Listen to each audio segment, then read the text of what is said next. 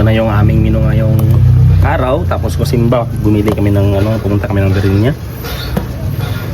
Yung tabi sa hindi kumakain ito pork dinuguan na hinaluan ko ng kalubay o upo, battle guard. Ito yung lulutuin ko ngayon. Nung menu namin kasi maaga kami nagsimba bumili kami ng karni, saka itong sahog niya, saka ito dinuguan. Pero yung isaw natin upo o battle guard. Yan. Ingat na yung mantika natin. Lagay natin yung lamas niya, kalubay, bawang, loya, saka sada.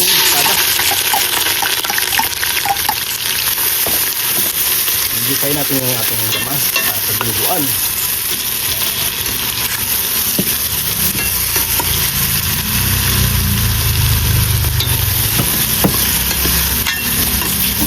Nilagyan natin ng espada kasi mabango rin yung espada. Iba yung aroma niya. Sunod natin yung kamatis. Nilagyan ko ng kamatis to para mag-balance yung ating sopa at saka sinigang mamaya. Sinigang kasi ilagay ko dito yung kasi.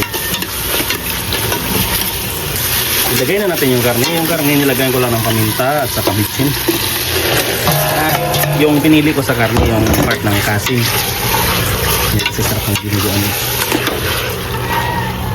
Isabaw mo sa konti ay pressure ko na lang to para mas mabilis kasi alas 11 na Yan. Mga 10 minutes lang natin ipipressure to kasi medyo maliliit mo yung hiwa natin ng karne. Naka 10 minutes na, i-off na natin yung kalan. Pasingawin na natin to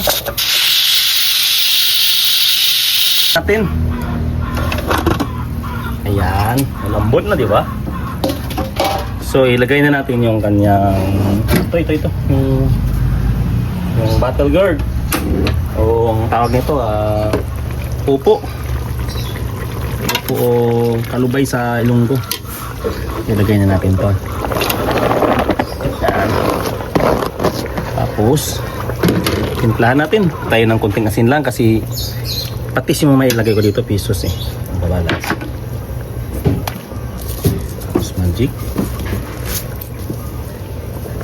bitsin,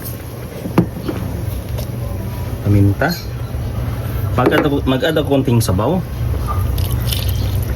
Ayan. Kasi parang medyo may sabaw to na klase sa dinuguan natin. Ang ganda niya kasi sobrang lambot. Kaya lagay natin yung iniwan na lemongrass. Yan, para sobrang bango. Pag kumulo to, lagay na natin yung dugo.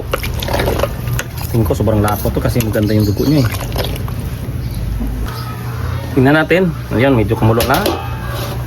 Maglagay tayo ng sinigang mix Itong papaasin natin. Maglagay pa rin ako mamaya ng suka. Itong paasin natin yan.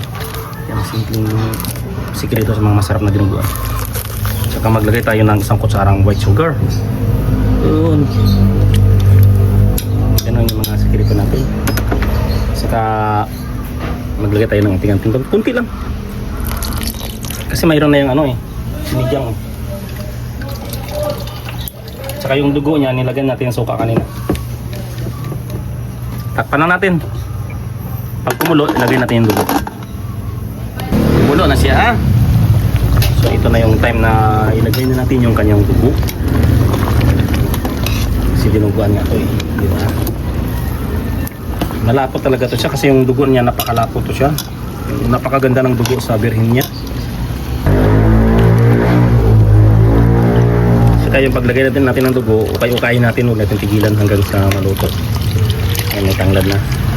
Saka nilagyan ko na to ng suka